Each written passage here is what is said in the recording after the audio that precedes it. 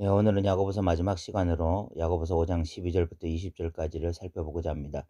이 주제는 세 가지인데 첫 번째가 맹세에 대한 이야기고, 두 번째가 이 믿음의 기도에 대한 이야기며, 세 번째가 이 영혼 구원에 대한 이야기입니다. 첫 번째 이 맹세에 대한 이야기인데 12절 말씀입니다. 읽어보겠습니다. 내 형제들아, 무엇으로도 맹세하지 말지니 하늘로나 땅으로나 아무 다른 것으로도 맹세하지 말고 오직 너희가 그렇다고 생각하는 것은 그렇다 하고 아니라고 생각하는 것은 아니라 하여 정죄받음을 면하라 라고 말씀하고 있습니다. 여기에서는 이 맹세하지 말 것을 말씀하고 있는데, 이는 예수님의 가르침과 아주 유사합니다. 예수님은 마태복음 5장 33절에서 도무지 맹세하지 말라고 말씀하시면서 옳다고 하든지 아니라고 하라고 말씀하셨습니다. 이는 맹세로 신뢰를 얻으려고 하지 말고 이 분명한 태도를 취함으로써 신뢰를 쌓으라고 권면하는 내용입니다. 오늘 본문 역시 마찬가지인데, 이 하늘로나 땅으로나 아무 다른 것으로 맹세하지 말라라고 말씀합니다. 이는 다른 어떤 것을 빌어 신뢰를 얻으려는 태도를 버리라는 것입니다. 예를 들어 이 하나님의 이름으로 맹세합니다라고 말하든지 이 부모의 이름으로 맹세한다라고 말을 해서 어떤 사람에게 신뢰를 얻으려는 태도를 가질 수가 있습니다. 이는 그 당시에는 큰 효과를 주어 상대방으로 하여금 믿게 할 수 있지만, 우리는 그렇게 맹세해 놓고 책임지지 못할 수도 있는 것입니다. 우리가 그렇게 맹세를 해 놓고 결국 책임지지 못하게 될 때, 이는 어떤 우리와 그 사람과의 어떤 이 신뢰 관계만 깨어지는 것이 아니라 결국은 우리가 믿는 하나님의 이름까지 더럽히는 행위일 수 있습니다. 이런 식의 신뢰 확보는 이 그리스도인의 태도가 아니라는 것입니다. 그리스도인들은 이 보다 분명하고 명확해야 됩니다. 그래서 그렇다고 생각하는 것은 그렇다라고 말하고 아니라고 생각하는 것은 아니라고 말해야 됩니다. 즉 그 순간 책임질 수 있는 말들만 하고 한번 뱉은 말들에 대해서는 끝까지 책임을 지려고 해야 한다는 것입니다. 이런 태도를 가지게 될 때 최소한 우리가 믿을 만한 사람이라고 인정받게 되는 것입니다. 이것이 대단히 중요한 이유는 우리가 사람들에게 인정받게 되기 때문이 아니라 우리를 통해서 하나님이 사람들에게 선한 분으로, 믿을 만한 분으로 인식될 수 있기 때문에 그런 것입니다. 이 13절부터 18절까지는 기도에 대한 이야기인데, 이 기도에 대한 이야기의 핵심이 무엇인지를 파악하는 것이 대단히 중요합니다. 핵심을 파악하지 못하면 우리는 길을 잃고 소위 영빨이 좋다고 하는 사람들, 아니면 목회자와 같은 사람들에게 기도 부탁이나 하면서 그런 사람을 통해서 하나님의 은혜를 맛보려는 이 수동적인 신앙인들이 될 수 있습니다. 먼저 13절을 읽어보겠습니다. 너희 중에 고난 당하는 자가 있느냐? 그는 기도할 것이요. 즐거워하는 자가 있느냐? 그는 찬송할지니라 라고 말씀하고 있습니다. 물론 고난 당하는 중에도 찬송할 수 있고 즐거워하는 중에도 기도할 수 있습니다. 그런데 이렇게 말씀하는 이유는 기독교인들이 고난 당할 때 가장 보편적으로 해야 될 것이 기도이고, 즐거운 상황에서는 찬송을 해야 한다는 것을 말씀하고자 함입니다. 그럼 여기서 고난은 무엇을 의미할까요? 본문의 국한해서 생각하면 이 질병에 걸린 상황이라는 것을 뒷구절들을 통해서 쉽게 알 수 있습니다. 그러나 질병뿐만이 아니라 경제적 가난이나 이 흩어진 유대인들로서 여러 가지 어려운 상황까지 포함할 수 있다고 우리는 충분히 생각할 수 있습니다.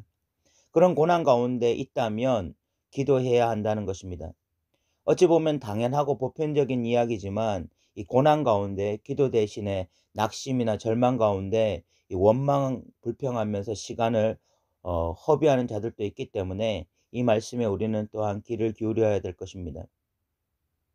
그러면서 이 14절이 본문을 해석하는데 오해를 불러일으킬 수 있는 소지가 있는 구절입니다. 14절을 한번 읽어보겠습니다. 너희 중에 병든 자가 있느냐? 그는 교회의 장로들을 청할 것이요 그들은 주의 이름으로 기름을 바르며 그를 위하여 기도할지니라 라고 말씀하고 있습니다.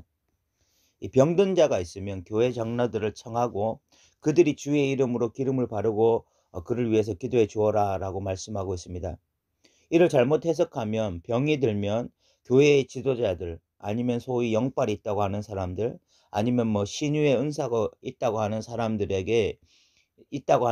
기도해야 병이 잘 낫는다는 식으로 해석을 하면서 이 본인은 기도할 생각을 하지 않으면서 그런 사람들에게 기도받기 위해서 이리저리 쫓아다니는 그런 사람이 될 수 있고, 그것을 정당화할 수 있는 구절이 될 수 있습니다. 그런데 본문은 그런 관점에서 볼 것이 아닙니다. 이 본문의 핵심, 이 지금 이 18절부터 13절부터 이 18절까지의 핵심은 믿음의 기도가 초점입니다. 이를 뒷받침하는 것이 이 16절부터 18절까지의 내용입니다. 16절을 읽어보겠습니다. 그러므로 너희 죄를 서로 고백하며 병이 낫기를 위하여 서로 기도하라. 의인의 간구는 역사하는 힘이 큰 힘이라 라고 말씀하고 있습니다. 지금 이 16절에서 지금 강조하는 것이 무엇입니까? 서로 죄를 고백하고 서로 병이 낫기를 위해서 기도하라는 권면입니다. 여기에는 어느 한쪽이 일방적으로 기도하고 어느 한쪽이 일방적으로 기도를 받으라고 말하지 않습니다. 오히려 여기에는 서로 기도하라는 것이 초점이에요. 서로 죄를 고백하라고 말하는 것은 야고보 당시에는 병의 주 원인을 죄로 보았기 때문에 그런 것입니다. 어쨌든 서로 죄를 고백하고 서로 기도해 줌으로써 병이 치료되기를 기도하고 있습니다. 또한 이 의인의 간구는 역사하는 힘이 크다고 말을 하는데, 여기서 의인은 장로를 말하는 것이 아니라 믿는 성도들을 말하는 것입니다. 그것을 뒷받침하는 구절이 이 17절과 18절의 엘리야의 예입니다.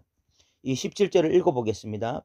엘리야는 우리와 성정이 같은 사람이로되 그가 비가 오지 않기를 간절히 기도한즉 3년 6개월 동안 땅에 비가 오지 아니하고 다시 기도하니 하늘이 비를 주고 땅이 열매를 맺었느니라 라고 말씀하고 있습니다. 지금 여기서 지금 핵심적으로 말하려고 하는 것이 엘리야가 특별한 사람이다, 특별한 기도의 능력이 있었던 사람이다, 그것을 강조하고자 하는 것이 아닙니다. 엘리야는 오히려 우리와 성정이 같은 사람이다. 우리와 같은 사람이라는 것입니다. 그냥 한 인간에 불과하다는 것입니다. 그런 엘리야가 특별한 사람도 아닌데 그의 기도에는 특별한 능력이 있었다는 것입니다. 그가 기도했을 때 3년 6개월 동안 비가 오지 않고 또 그가 기도했을 때 다시 비가 오게 되었다는 것입니다. 그럼 엘리야의 기도에 어떤 능력이 있어서 그런 능력이 나타났냐 하는 것이죠. 그 엘리야의 기도가 특별했던 것은 그 15절에 말하는 것처럼 그 기도가 믿음의 기도였기 때문이라는 거죠. 그 믿음으로 기도했을 때에 엘리야도 우리와 성정이 같은 사람이었지만 그 기도에 능력이 나타났다. 그러니까 이 16절에서 의인의 간구는 역사하는 힘이 크다라는 것은 엘리야와 같은 의인이 기도하면 역사하는 힘이 크다라는 것이 아니라 엘리야와 같이, 엘리야도 우리와 같이 성정이 같은 사람이지만 그 사람이 믿음으로 간구했을 때는 그 기도가 능력이 나타났다. 그러니까 여기서 의인의 간구라는 것은 결국은 믿음의 기도, 그 믿음으로 기도하는 사람이 바로 의인이다. 결국 성도들을 의미하는 것이죠. 결국 지금 이 13절부터 18절까지의 강조점은 믿음의 기도에 있는 것입니다. 그럼 왜 병이 걸렸는데 이 장로를 청하라고 지금 말하고 있을까요? 이는 교회 조직을 이해하면 특별한 이야기가 아니라 너무 이해할 수 있는 이야기입니다. 교회는 공동체로 존재하고 그 공동체에서 성도들을 돌보고 이끄는 사람이 바로 장로들이었습니다. 오늘날로 따지면 목사와 같은 사람이었어요. 그런 장로들은 이 성도들이 영적인 질병에 걸리면 권면을 하고 신방을 하기도 했습니다. 사도 바울이 대부분의 서신서들이 교회의 문제점에 대해서 그것을 권면하기 위해서 서신서를 쓴 것이잖아요. 그와 마찬가지로 육적인 질병에 걸렸을 때에 또 그들을 신방해 주고 가서 그들을 기도해 주는 것이 이 교회 공동체의 지도자로서 장로들이 해야 할 당연한 일이었고, 또 성도들이 그런 장로들에게 병이 걸렸을 때 기도 부탁하는 것은 너무나 자연스러운 일이었습니다. 그러나 야고보는 그 장로의 기도가 특별하니 그 사람에게 기도 부탁을 하라고 한 것이 아니라 이 교회 공동체의 그 당연한 질서로서 그렇게 부탁을 한 거죠. 오히려 그 이후에 15절부터는 이 믿음의 기도를 강조하면서 서로 기도할 것을 강조하고 있는 것이요. 그래서 야고보의 그 핵심은 소위 영빨이 있는 사람들에게 기도 부탁해라, 병 걸렸을 때 기도 부탁해라, 그런 내용이 아니라 교회 공동체는 서로 기도하는 공동체고, 그래서 특별히 장로들이 와서 이 병든 사람을 위해서 기도해 주고, 그러나 무엇보다도 이 교회 공동체원들끼리 서로 죄를 고백하고 서로 기도해 줌으로써 결국 이 병에 걸린 문제를 해결하라라는 것이 야고보가 진짜 말하고자 하는 핵심이었던 것입니다. 그러므로 우리는 병이 걸렸을 때에 서로 기도해야 됩니다.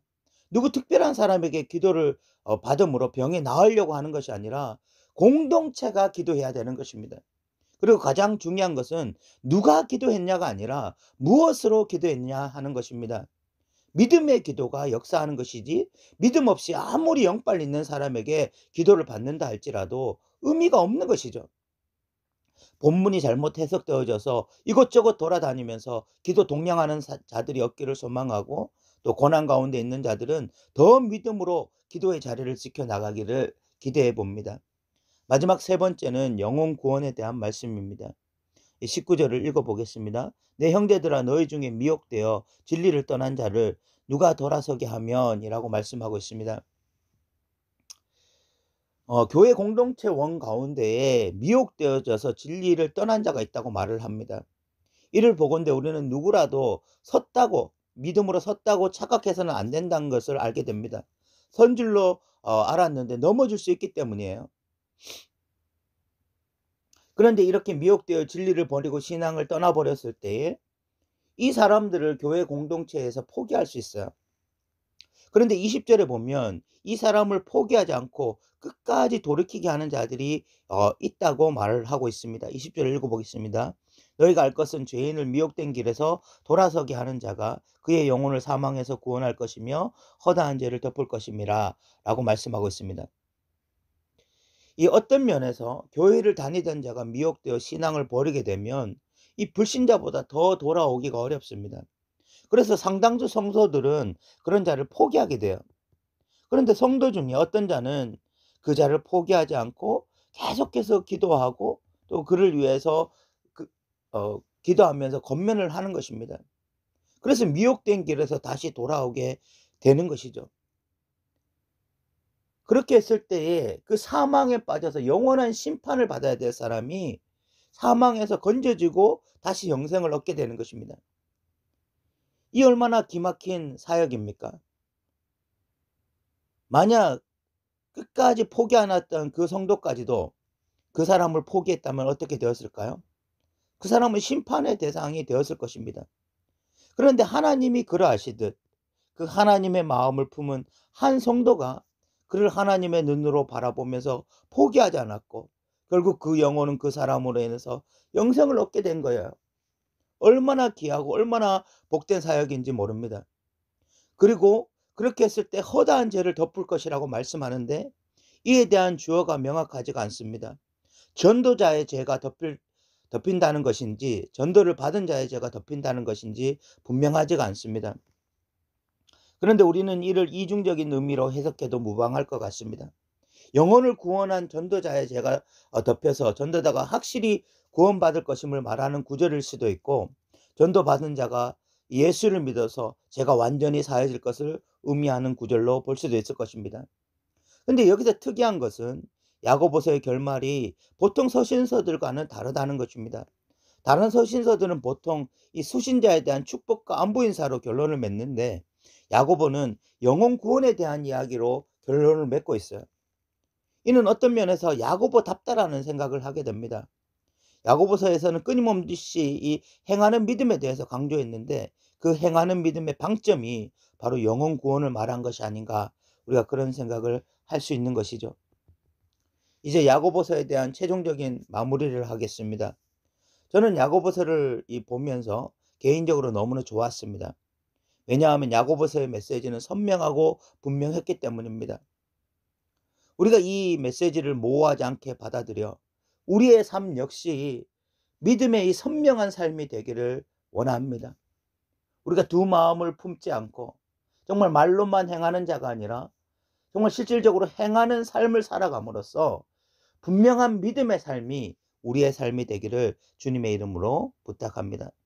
들어주셔서 감사합니다.